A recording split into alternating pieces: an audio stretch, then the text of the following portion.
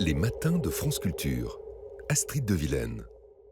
On s'intéresse ce matin au froid, à notre sensibilité au froid et surtout à son histoire avec vous, Olivier Jandot. Bonjour. Bonjour. Merci d'être là. Vous êtes historien et vous avez publié ce livre, Le peuple des frileux, coécrit avec Renan Viguier chez Grasset. Alors, comment notre corps nous alerte-t-il face au froid?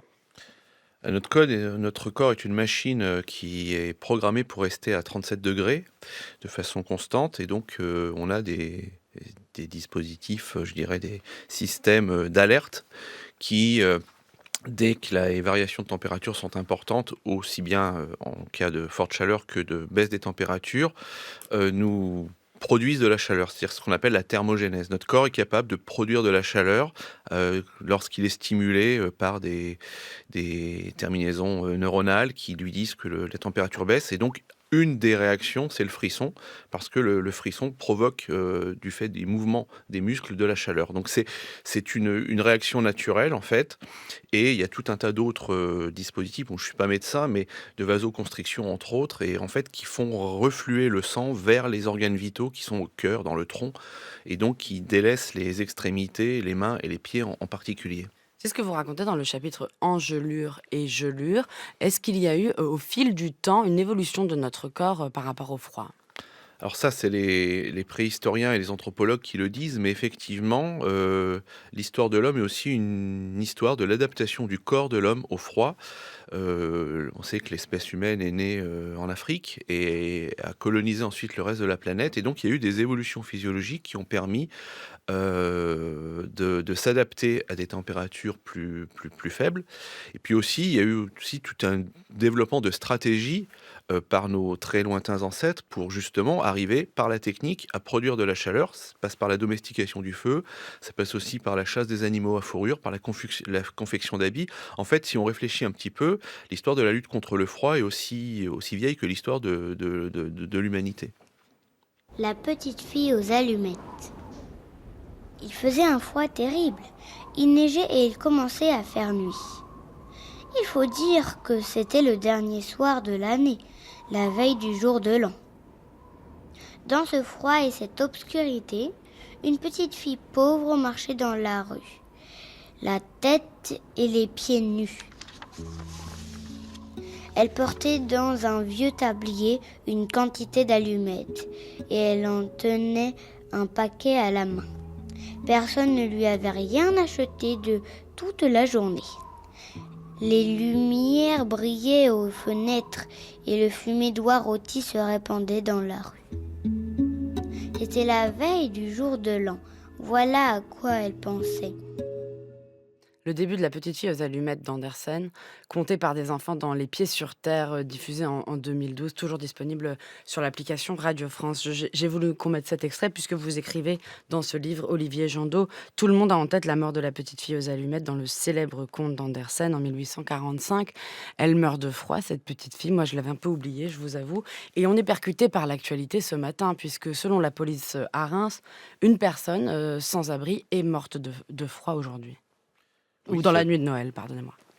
ça vient rappeler que le froid est capable de tuer l'homme. En fait, si on réfléchit un petit peu, 4 besoins vitaux, manger, boire, respirer et maintenir sa température corporelle. Et donc mourir de froid, ça fait malheureusement encore partie du quotidien aujourd'hui, et la triste actualité que vous rappelez vient de nous le remettre à l'esprit. Mais ça fait partie du quotidien des hommes et des femmes pendant des siècles et des siècles. C'est-à-dire que la précarité énergétique, comme on la nomme aujourd'hui, comme on ne la nommait pas à l'époque, les mal logés, les gens qui erraient sur les chemins, qui se déplaçaient, faisait que à chaque hiver rigoureux, on trouvait le long des chemins des gens morts de froid, et par dizaines, par centaines. Alors on est à des époques où il n'y a pas de statistiques, mais les sources montrent que ça faisait partie, malheureusement, de la banalité de l'hiver. Il y a aussi l'expression attraper froid, Mmh. qui est assez polémique, j'allais dire, dans le vocabulaire ou en tout cas dans l'histoire de la médecine? Oui, alors ça fait partie des mythologies médicales, en fait. Tu vas attraper froid, couvre-toi bien, mets ton cache-nez. En fait, il y a pas de réalité, il y a pas de réalité médicale derrière ça. On n'attrape pas froid. Le seul moyen d'attraper froid, c'est l'hypothermie et donc ça, c'est vraiment quand on a, le corps exposé directement au froid qu'on est dévêtu ou très peu vêtu. Mais, on n'attrape pas un rhume, c'est lié à des microbes ou des virus, pas du tout au froid. Mais ça montre aussi qu'il y a tout un imaginaire du froid qui est aussi vieux que l'humanité, avec des conceptions médicales très anciennes. Ça remonte à la pensée hippocratique. Hippocrate considère qu'il y a le chaud, le froid, le sec et l'humide. Et en fait, ces catégories en fait, imprègnent la médecine pendant très longtemps et font qu'il y a des théories médicales un peu fumeuses, en tout cas qui ne sont pas du tout réelles, qui restent encore présentes aujourd'hui. En fait, ce sont les bactéries qu'on attrape. Oui, exactement. Oui. Vous parlez aussi, c'est un livre très agréable à lire, si je peux me permettre, puisque ce sont des petits chapitres, hein, avec votre co-auteur Renan Viguier, Olivier Jandot, et vous y consacrez certains aux vêtements. C'est très important, les vêtements, pour évidemment se protéger du froid. Et vous racontez que on a eu une sorte d'inversion. Avant, on se couvrait à l'intérieur des maisons pour lutter contre, évidemment, le chauffage qui n'existait pas encore ou qui n'était pas le même qu'aujourd'hui. Puis après, peu à peu, on s'est déshabillé. Peut-être que la guerre en Ukraine est venue aussi nous rattraper sur nos mauvaises habitudes que peut-être certains avaient, c'est-à-dire d'être en t-shirt à 20 degrés, bien au chaud à l'intérieur de chez soi l'hiver. Oui, en fait, le premier moyen de lutter contre le froid, le premier rempart, c'est le vêtement. C'est pour ça qu'on s'habille. C'est pas uniquement pour une question de décence et de mode. Et on a effectivement un peu oublié, avec les progrès du chauffage central, que un des moyens d'avoir chaud chez soi, c'est d'être chaudement habillé. Alors, on a une corrélation très nette, en fait, à chaque crise énergétique, que ce soit la guerre en Ukraine ou la crise des années 70 après les chocs pétroliers, où on a des campagnes de l'ADEME ou Bruno Le Maire, naguère, faisant l'apologie du col roulé, rappelant aux gens qu'effectivement, porter un pull, c'est pouvoir baisser un petit peu le chauffage chez soi. Et quand on est dans une logique d'économie d'énergie, soit de façon très conjoncturelle liée à un événement géopolitique, ou alors parce qu'on essaye d'avoir je dirais, un mode de vie un peu plus sobre, se rhabiller chez soi, ça fait partie des possibilités pour baisser un petit peu le chauffage. Et pendant très longtemps, ce qui est très surprenant, c'est qu'en fait, on s'habillait très chaudement dans les intérieurs. On n'a qu'à consulter encore des catalogues de mode du début du XXe siècle ou des catalogues de vente des grands magasins parisiens qui faisaient de la vente par correspondance. On a toute une gamme de vêtements d'intérieur, de vêtements matelassés, de robes de chambre, de vestes ouatées, etc., etc.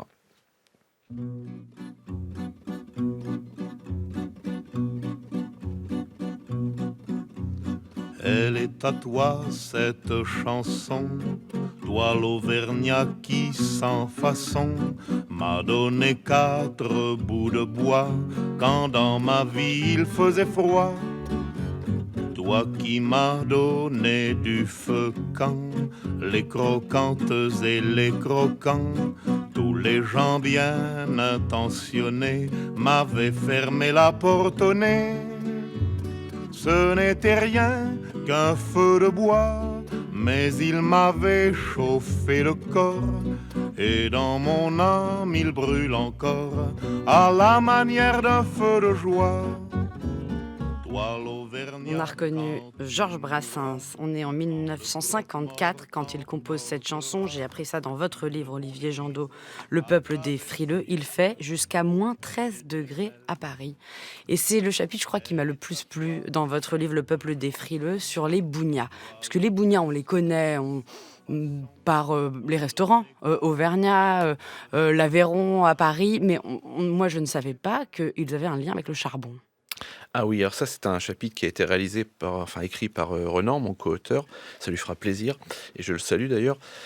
Effectivement, les Auvergnats de Paris ne se sont pas contentés de vendre de l'aligot saucisse. En fait, traditionnellement, quand les Auvergnats montaient à Paris, ils ouvraient des cafés charbon. On en trouve encore parfois dans des vieilles anciennes parisiennes. Il y en a un à Belleville en particulier. Et donc, traditionnellement, madame tenait le café et monsieur livrait du charbon et du bois d'ailleurs, parce que les deux étaient incompatibles. Étaient compatibles, pardon. Et effectivement, le commerce du charbon à Paris, le commerce de détail du charbon était aux mains de ces Auvergnats qui étaient dans les années 20 à peu près 600 000 dans Paris, avec toute une diaspora auvergnate présente et qui a livré, alors ça faisait partie des figures, je dirais, du peuple parisien, on les reconnaissait, ils étaient noirs de suie, ils portaient des sacs de 25 ou 50 kilos de charbon sur les épaules, qui montaient dans les étages même. Imaginez ce que ça représentait de monter des boulets au 5e ou au 6e étage. Et donc c'était toute une économie et une figure, je dirais, du petit peuple parisien. Comment ça s'est passé l'abandon progressif du charbon? C'est en fait l'apparition des moyens de chauffage centralisés. À partir de la seconde moitié du XXe siècle, on a eu l'accès à des réseaux, alors qui existaient auparavant, mais on a eu la génération du gaz, de l'électricité par exemple en ville, et puis le charbon a été abandonné parce que ça nécessitait déjà beaucoup d'efforts, des problèmes de stockage, des problèmes de poussière, et donc d'autres énergies ont été vendues entre guillemets par les promoteurs, les vendeurs d'énergie, par des entreprises comme étant des énergies beaucoup plus propres. C'était un des grands arguments en fait. Le gaz, l'électricité sont des énergies propres par rapport au charbon. Et puis, progressivement, le charbon a décliné alors qu'il a fait partie du quotidien de nos grands-parents encore pendant très longtemps. Et l'on apprend d'ailleurs dans ce chapitre sur les bougnats que le mot bougna vient du mot, enfin charabia vient du mot bougna, puisqu'on se moquait d'eux sur le patois auvergnat, ou même que ça viendrait de carbugna, il y a du charbon. Oui, l'étymologie est assez contestée, mais vraisemblablement, il y a un lien entre bougna et charbon. Ça serait un jeu de mots sur carbugna. Il y a du charbon qui serait le cri que poussaient les bougnats pour vendre leur charbon dans les rues. Alors si on avance un petit peu dans le temps avec vous, Renan Viguier, pour ce livre Le peuple des frileux, vous vous intéressez également bien sûr à l'architecture. On parlera tout à l'heure de la cheminée grâce à Emmanuel Favier qui a fait paraître au même moment que vous le petit éloge du feu de cheminée aux éditions Les Pérégrines. Et vous parlez des architectes modernes d'aujourd'hui. Vous parlez par exemple de Philippe Rame, le théoricien de l'architecture qui propose de repenser totalement nos manières d'habiter en fonction de la variation naturelle des températures à l'intérieur des logements. Parce que ce que j'ai découvert aussi, c'est qu'il peut faire 19 degrés au niveau du plafond et 28 degrés au niveau des pieds ou inversement. Oui, alors c'est plutôt le contraire, la chaleur monte en fait. Donc effectivement, l'idée de Philippe Rame, qui est un architecte, un théoricien de l'architecture, qui écrit beaucoup, qui réfléchit beaucoup à ces questions-là, c'est de repenser complètement l'architecture en fonction de l'impératif thermique et de l'impératif des économies d'énergie. Et donc, selon un principe physique, la chaleur monte, c'est-à-dire qu'il fait toujours plus chaud au niveau du plafond qu'au niveau des pieds, donc il considère qu'il faudrait repenser totalement l'architecture en fonction de cet impératif. Donc ça veut dire mettre les chambres, pour faire simple, au rez-de-chaussée, la cuisine un peu plus haute, et puis la salle de bain qui est la pièce de la maison dans laquelle on a le plus besoin d'avoir chaud, tout en haut pour récupérer la chaleur de la maison. C'est-à-dire avoir une organisation verticale des habitations et pas horizontale comme on l'a actuellement.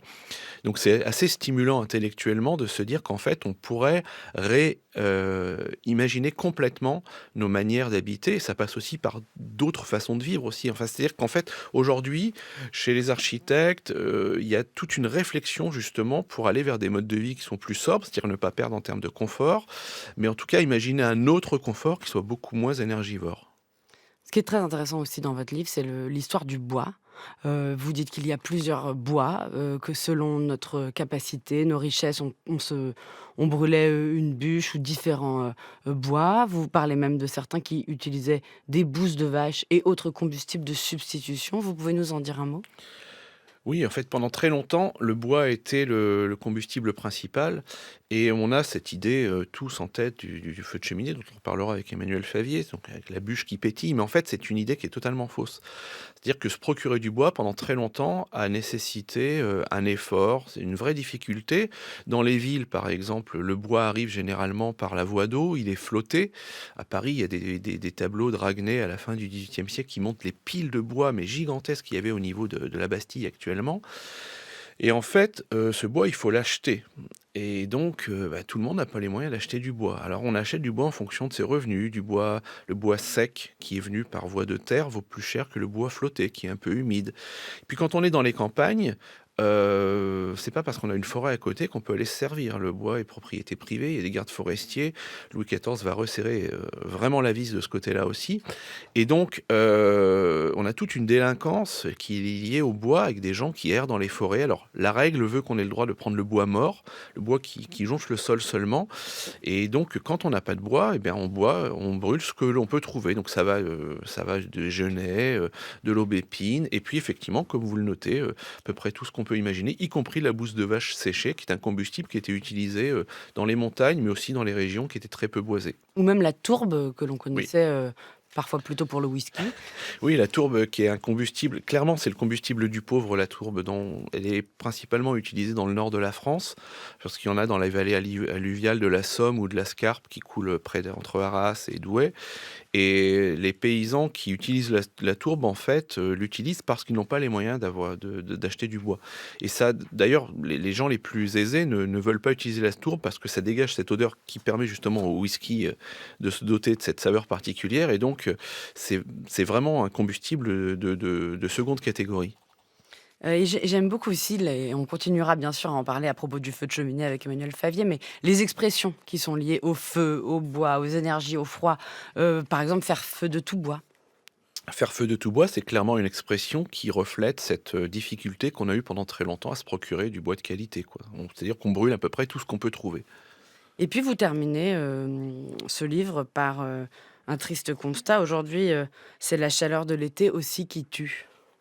Oui, on est dans une période où finalement on se rend compte que on est des êtres décidément thermosensibles. C'est-à-dire le froid a été je dirais le défi à relever pendant des siècles et des siècles. Et aujourd'hui, on se rend compte que la chaleur aussi pose des problèmes. Or, on n'a pas cette habitude culturelle, tout du moins, je dirais en France, de lutter contre la chaleur. Donc ça aussi, c'est tout un confort à réinventer et tout un rapport aux températures à réinventer. Et peut-être une petite histoire aussi à écrire là-dessus. Merci beaucoup, Olivier Jandot, Le Peuple des Frileux chez Grasset. Vous restez avec nous, puisque juste après le journal de 8h, on continuera à parler du feu, du bois, avec Emmanuel Favier, petit éloge du feu de cheminée chez Les Pérégrines.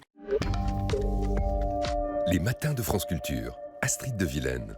Noël 2025 est l'un des plus froids enregistrés depuis une quinzaine d'années. Alors, pour se réchauffer, nos deux invités, l'historien Olivier Jandot et la romancière Emmanuel Favier, nous proposent un moment de réconfort, comme si l'on était tous les trois au coin du feu. Rebonjour Olivier Jandot, et non pas Renan Viguier, le nom de votre co-auteur. Rebonjour. Merci d'être avec nous, d'être resté avec nous. Vous avez publié donc Ce Peuple des Frileux chez Grasset au mois d'octobre, et vous êtes historien. Et nous a rejoint Emmanuel Favier. Bonjour à vous. Bonjour. Merci d'être là, romancière et autrice du Petit éloge du feu de cheminée, paru exactement au même moment cette année aux éditions Les Pérégrines.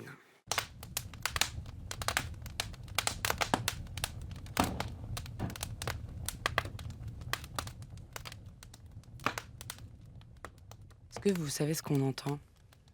Crépitement d'un feu, Mais lequel, Emmanuel Favier ? le feu dans l'âtre, plus spécifiquement Olivier Jandot ? virtuel. Une idée ? Une bûche de chêne, 15 ans, sèche.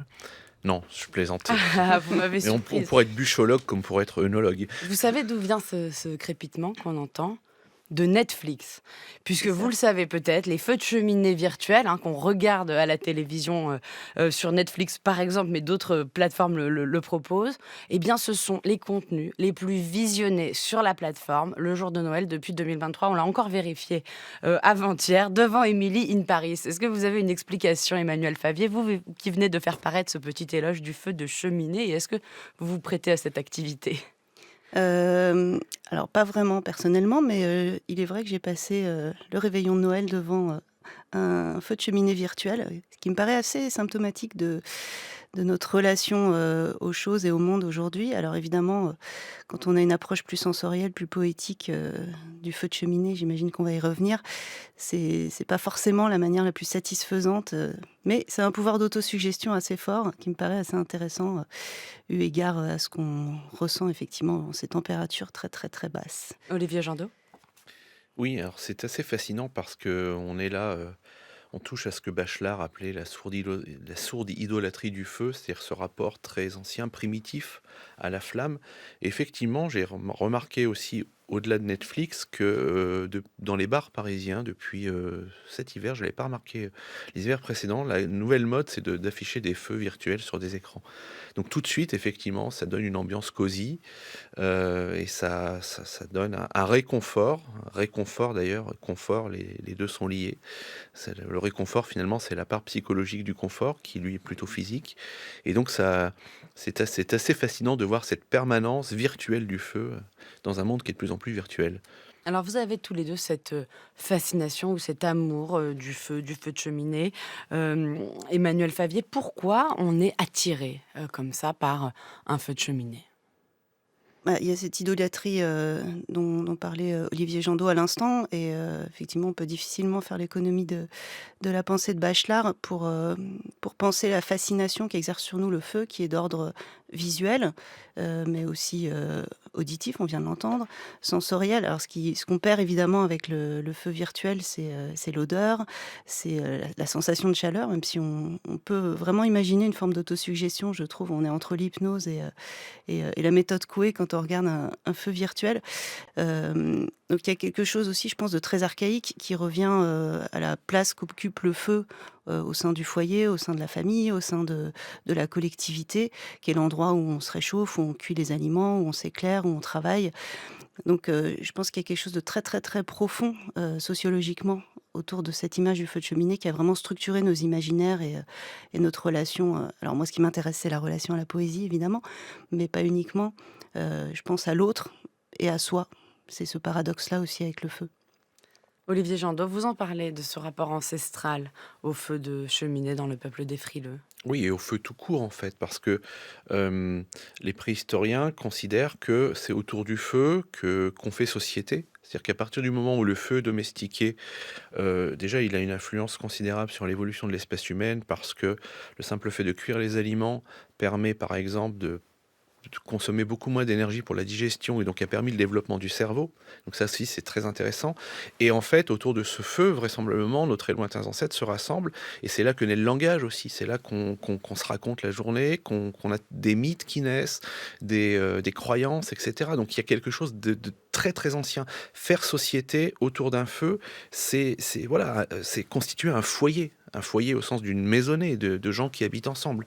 Donc le rapport entre le fait de vivre en société, d'habiter a été lié au feu vivant, au feu qui pétille pendant très longtemps, jusqu'à ce qu'on l'enferme dans des systèmes techniques et qu'il disparaisse aujourd'hui. Eh bien, on va l'écouter si vous le voulez bien, Gaston Bachelard, pour sa psychanalyse du feu. Il était l'invité de RTF en 1960. Tendez bien l'oreille.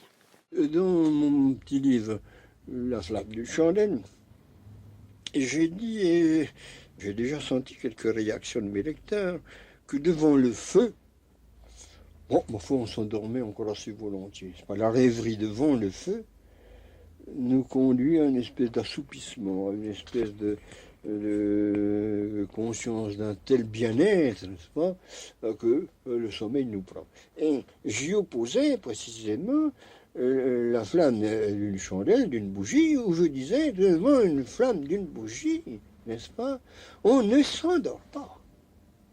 Voyez-vous, par conséquent, c'est dans une espèce de flamme unique que nous aurions les images du feu qui devient aérien. Gaston Bachelard en 1960, et ça vous fait plaisir à tous les deux de l'entendre, j'ai l'impression. Emmanuel Favier, une réaction peut-être à cette archive, et puis surtout, il est aussi un petit peu autobiographique, hein, ce petit éloge du feu de cheminée. Vous avez besoin, comme beaucoup d'écrivains, et j'aimerais bien qu'on en parle, du feu de cheminée, de la flamme, avec une pointe de culpabilité écologiste parfois, pour être inspiré. Oui, en fait, j'ai vraiment, alors c'est le principe des petits éloges, hein, c'est vraiment une collection qui se veut à la fois, érudite, c'est-à-dire qu'il s'agit d'apprendre des choses et d'explorer un sujet en profondeur, mais aussi très subjective, buissonnière, digressive. Donc ça, c'est vraiment l'immense plaisir que j'ai pu prendre à l'écrire. Donc je suis partie d'images, de représentations personnelles et le fil conducteur du livre, c'est vraiment la littérature, le rapport à la bibliothèque plus précisément. Donc j'écris ce texte, le lecteur m'accompagne comme si je l'écrivais en une nuit, en sortant des livres de ma bibliothèque, en alimentant le feu. Donc évidemment, la pile de livres se forme et elle est supportée évidemment par la psychanalyse du feu de Gaston Bachelard. Les délices du feu d'Olivier Jandot fait partie aussi des socles importants et je citerai enfin Marguerite Yourcenar qui notamment avec l'œuvre au noir, fait partie vraiment de mes références. Et donc j'ai vraiment voulu explorer un certain nombre d'aspects de ce feu de cheminée, la relation archaïque, on en a parlé, mais aussi la manière dont pour moi, donc ce paradoxe du feu qui est à la fois ce qui fait société, famille, foyer, on vient de le dire, mais aussi qui est l'endroit donc et c'est ce dont parle Bachelard, de la rêverie et donc de l'introspection. Et ce paradoxe du rapport à l'autre et du rapport à soi est vraiment pour moi, je l'ai associé finalement au paradoxe de l'écrivain qui, dans sa démarche, est à la fois éminemment solitaire, mais qui, par son travail d'écriture, fait société, fait lien avec le monde. Et on est toujours dans ce double mouvement. Et alors, j'écris pas forcément devant un feu de cheminée, mais dans ma représentation, dans l'iconographie un petit peu fantasmée de l'écrivain, il y a le feu de cheminée dans le bureau, le chat, la pipe, le verre de whisky. Il y a d'ailleurs un chapitre entier sur les objets du feu. Je crois que vous en faites vous-même collection. Oui, alors collection, c'est un peu encombrant quand même. Mais vous les chinez en tout cas. Voilà, en tout cas, j'ai du mal je suis obligée de me contraindre dans les brocantes pour ne pas acheter un énième tisonnier, un soufflet ou une autre casserole à braise. Ce que j'ai trouvé aussi passionnant dans votre petit éloge du feu de cheminée, Emmanuel Favier, c'est qu'il y a un guide de savoir-vivre autour du feu de cheminée. Selon les époques, selon les pays, on ne se comporte pas de la même façon devant une cheminée. Oui, alors ça, c'était tout à fait intéressant à constater, c'est que dans tous les traités de convenance, il y a toujours un chapitre dédié aux convenances foyères, c'est-à-dire la manière dont on doit se tenir. Alors déjà, la place devant le feu, c'est-à-dire qui est face au feu, qui en bénéficie le plus, qui se met à gauche, qui se met à droite. Il y a toute une hiérarchie, toute une codification des positionnements qui correspond à vraiment une architecture sociale. Et il y a tout ce qu'on a droit et qu'on n'a pas le droit de faire. Alors parfois, c'est assez surprenant, c'est que on se doute que se déculotter devant un feu de cheminée n'est pas forcément des plus séants. Mais on voit, c'est justement cette fameuse enluminure des riches heures du duc de Berry qui a orné la couverture des Délices du feu d'Olivier Jandot il y a quelques années, où on voit ces personnes en train de se chauffer et jupe troussée. Et, donc on peut voir des pratiques sociales assez différentes selon les époques. Olivier Jandot. Oui, le feu, l'usage du feu est codifié et effectivement dans tous les traités de savoir-vivre depuis le XVIIe siècle. On définit très précisément à la fois les gestes que l'on a le droit de faire ou de pas faire. D'ailleurs, toujours très intéressant pour l'historien parce qu'on n'interdit que quelque chose qui existe. Donc il n'y a que comme par l'interdiction que l'on découvre ces gestes. Alors entre autres le fait de tendre ses pieds vers le feu. Donc là on imagine les gens qui sont frigorifiés, qui ont froid aux pieds. Et en fait il est très inconvenant de tendre ses pieds vers le feu. C'est totalement interdit par le bon goût. Et effectivement en fonction du rang social de la personne, on s'assoit à gauche, à droite. Enfin il ne faut pas cacher le feu, la vue du feu aussi des congénères. Donc tout ça est extrêmement réglementé. Ça montre aussi la centralité qu'a eu le feu dans la vie sociale et dans les usages sociaux. Il ne faut pas non plus tourner le dos au feu, j'ai appris. Oui, présenter ses fesses, c'est effectivement se réchauffer les fesses devant le feu est très inconvenant. Et c'est dit nommément dans les traités de savoir-vivre. Il y en a un qui s'appelle, qui est celui de la baronne Staff d'ailleurs en 1889, où la façon de tisonner le feu, c'est-à-dire de remuer les braises, je ne sais pas si je le dis bien, oui, est un privilège et réglementé presque. Oui, puis c'est assez discourtois, effectivement, de tisonner. Il y a quelque chose de presque indécent, en fait, dans la pratique qui renvoie à la dimension sensorielle, sensuelle du feu, presque érotique, et donc potentiellement malséante en société. Il n'était pas loin d'atteindre la surface de la terre. Il touchait au bord lorsque, craignant qu'Eurydice ne lui échappe et impatient de la voir, son amoureux époux tourne les yeux. Mais non. Il ne peut pas la regarder parce qu'il a peur de la perdre. Ça ne tient pas, ces raisons. Ce sont précisément les consignes qu'on lui a données. Il est fou d'amour. Il ne résiste pas. Moi, je crois que Sophie n'a pas tort. Ce n'est pas plus fort que lui et les raisons ne sont pas sérieuses. Peut-être que s'il se retourne, c'est qu'il fait un choix. Quel choix? Il choisit le souvenir d'Eurydice. C'est pour ça qu'il se retourne. Il ne fait pas le choix de l'amoureux, il fait le choix du poète. Un extrait du film de Céline Sciamma, Portrait de la jeune fille en feu, avec cette scène que vous avez peut-être en tête des 3 comédiennes principales qui se retrouvent devant une cheminée. Puisque ça, vous le dites très bien, Emmanuel Favier, dans votre petit éloge du feu de cheminée, c'est un lieu qui prête à la confidence, qui prête à la séduction. Vous faites tout un chapitre sur l'éros autour du feu de cheminée. C'est presque un lieu commun. Oui, on a tous en tête l'image de la peau de bête devant la cheminée qui induit des rêveries sensuelles à 2 ou pas. Je pense aussi à la peinture qui a énormément représenté notamment des femmes devant le feu de cheminée. Alors, avec chacun des fonctions bien particulières, c'est-à-dire que alors moi, ce qui m'intéressait, c'était les femmes qui lisent devant la cheminée. Les femmes lisent plutôt des livres, des romans, on imagine, peut-être des romans sentimentaux, quand les hommes vont lire le journal plus sérieusement. Donc il y a vraiment des représentations, même genrées, autour du feu de cheminée, de la même façon que le feu est une pratique qui est à la fois, souvent c'est la femme qui entretient le foyer, néanmoins c'est quand même une image de virilité associée à la maîtrise du feu. Donc là on arrive à la question de Prométhée, de la conquête, de la possession du feu, la maîtrise du feu. On possède la flamme, la flambée comme on possède une femme. Donc voilà, il y a tout un imaginaire aussi associé à ça qui m'a intéressée à explorer dans la littérature évidemment et dans la peinture. Olivier Jandot, sur cette question de la création du feu, de l'image du feu dans la littérature, que pouvez-vous nous dire? Mais il est omniprésent comme il a été omniprésent dans la vie quotidienne pendant des siècles, en fait. Dès que vous parcourez un musée, et je pense qu'avec Emmanuel Favier, on a à peu près le même toc, c'est-à-dire que moi, je repère tout de suite les feux dans les tableaux. Et donc, vous avez à la fois des feux qui sont des représentations métaphoriques, symboliques, etc. L'hiver, par exemple, est toujours représenté sous les traits d'un vieillard qui se réchauffe, aussi bien dans la peinture que dans la sculpture. Je pense aux sculptures qui sont dans le parc du château de Versailles. Mais le feu est aussi présent dans les scènes de genre, les scènes d'intérieur. Vous prenez les tableaux des frères Lenain, il y a toujours une cheminée dans un coin. Les paysans sont toujours représentés à côté de la cheminée. Alors on peut faire tout un tas de lectures parce qu'effectivement il y a des lectures poétiques, symboliques, métaphoriques, littéraires, etc. Mais on peut aussi faire une lecture très matérielle en fait. Pourquoi les gens sont autour du feu? Parce que c'est le seul endroit de la maison à peu près où il fait chaud.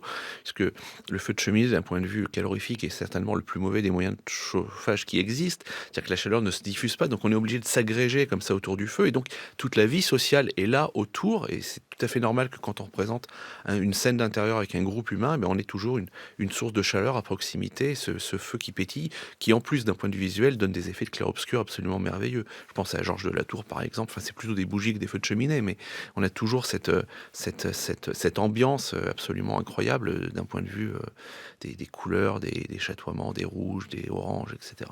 Emmanuel Favier, vous qui vous êtes beaucoup intéressé à Virginia Woolf, notamment dans un roman en 2019, qu'est-ce qu'elle nous raconte, cette romancière, sur les feux de cheminée? Alors, sans vouloir, c'est pas des analyses très fines non plus dans l'œuvre de chacun des auteurs qui m'importent. Néanmoins, c'est vrai que alors peut-être que le fait que mon imagerie autour du feu de cheminée est aussi assez britannique, je me suis tournée vers l'œuvre de Virginia Woolf et vers les souvenirs aussi que j'ai de ce qu'elle raconte dans son journal, notamment d'enfance, où elle parle beaucoup des veillées avec sa famille, où son père, au coin du feu, racontait, lisait des histoires à toute la famille. Donc c'est déjà chez elle très associé à la lecture.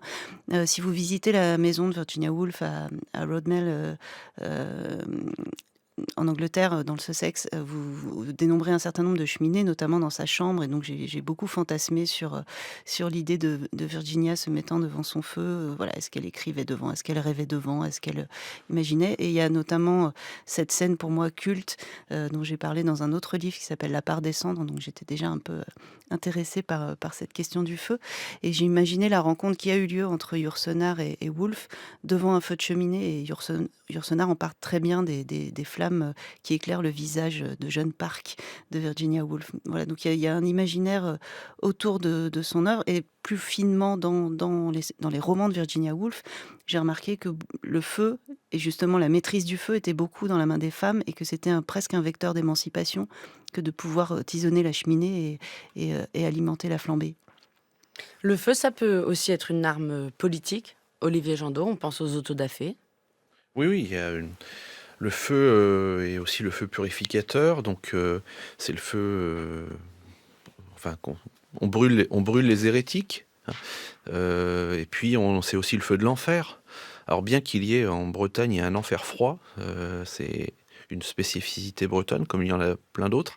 Mais c'est vrai qu'il y a, oui, c'est quelque chose de très politique. L'incendie même aussi. Enfin, ça c'est un autre sujet, mais on pourrait faire une histoire des incendies de Rome par Néron, etc., etc.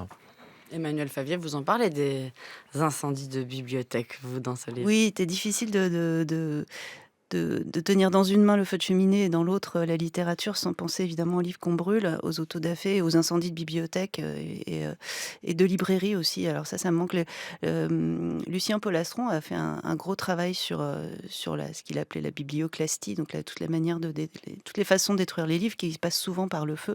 Et malheureusement, beaucoup des incendies de bibliothèques sont volontaires dans l'histoire et ils égrènent. Et ça montre à quel point, c'est presque rassurant, à la limite, ça montre le pouvoir subversif de la littérature, de la pensée, et on a d'autres moyens que de brûler les livres, parce qu'on ne peut pas brûler les esprits.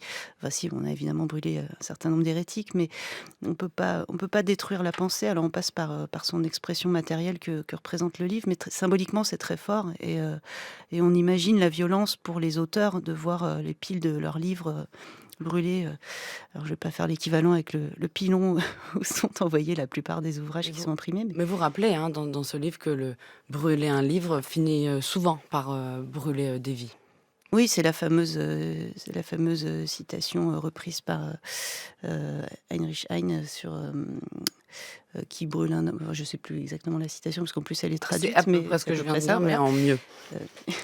On est forcément dans une relation à la violence. Le paradoxe du feu, il est là, c'est qu'il est à la fois l'endroit de la survie, de la vie, c'est ce qui nous permet de nous réchauffer, d'éloigner les animaux sauvages, de cuire les aliments et d'éviter un certain nombre de maladies. Enfin voilà, c'est vraiment originellement le centre de la vitalité, mais c'est aussi un endroit de mort, de destruction. Alors il y a une petite impropriété dans le titre de mon livre, parce que feu de cheminée, ça désigne quand même normalement un incendie. Donc on m'a signalé que l'expression n'était pas correcte. Je le savais, hein, j'ai publié le livre en conscience, parce que l'imagerie feu de cheminée fonctionnait mieux que feu de bois par rapport à ce que j'avais envie de raconter. On le comprend très bien, surtout en France, puisque vous écrivez également que la France a un rapport particulier au feu de cheminée. Oui, alors ça, c'est quelque chose dont j'ai pris conscience justement en lisant le livre d'Olivier Jandot, c'est que c'est vraiment un trait de civilisation spécifique à la France, puisque de ce rapport à la cheminée, puisque vous le disiez, qui est d'une rentabilité calorifique assez discutable, mais on est attaché à ce qui n'est plus un moyen de chauffage, hein, c'est vraiment une pratique d'agrément, mais on est encore très attaché parce qu'on est un peuple de frileux, moi aussi on est un peuple de poètes, je pense. C'est-à-dire qu'on a vraiment besoin de ce rapport esthétique, d'où les chaînes Netflix, peut-être, dont on parlait au début, alors que dans les pays limitrophes, comme l'Allemagne, les Pays-Bas, on a rapidement opté pour le poil, mais bon, là, je laisserai l'historien prendre le relais. Olivier Jandot ? Oui, ça c'est une vieille opposition civilisationnelle, c'est dur à dire un matin, entre une Europe du poêle et une Europe de la cheminée. Effectivement, la raison économique et pratique voudrait qu'on enferme le feu pour qu'il dégage plus de chaleur, puisque dans un poêle, c'est la masse du poêle qui permet de réchauffer l'air. Et ça, les Français s'y sont refusés, tout en reconnaissant la capacité calorifique du poêle pendant des siècles. Il a fallu attendre le milieu du XVIIIe siècle pour que timidement on accepte de se priver de la vue du feu pour avoir plus chaud. Et entre le fait d'avoir chaud et le fait de voir le feu, pendant très longtemps on préférait voir le feu. Et il y a un écrivain qui est Louis-Sébastien Mercier, qui a une page magnifique dans le Tableau de Paris qui raconte ça, qui dit qu'il préfère avoir froid avec une cheminée qu'avoir chaud avec un poêle.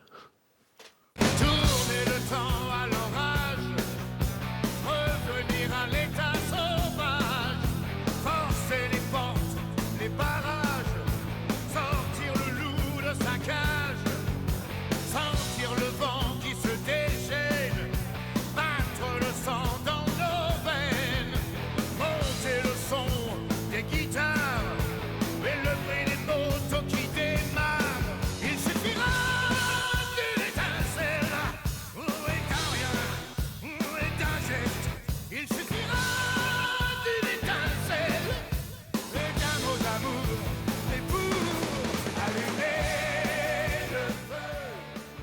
n'a pas pu s'en empêcher. Johnny Hallyday ce matin sur France Culture, chanson de 1998. C'est l'heure pour moi de vous remercier tous les deux d'être venus ce matin nous réchauffer. Et vraiment, je dois le dire, puisque j'ai lu vos ouvrages devant un feu de cheminée, ça réchauffe de vous lire. Merci Olivier Jandot, Le Peuple des Frileux chez Grasset, coécrit avec Renan Viguier. Et merci à vous, Emmanuel Favier, petit éloge du feu de cheminée chez Les Pérégrines, d'être venus sur France Culture ce matin. Merci.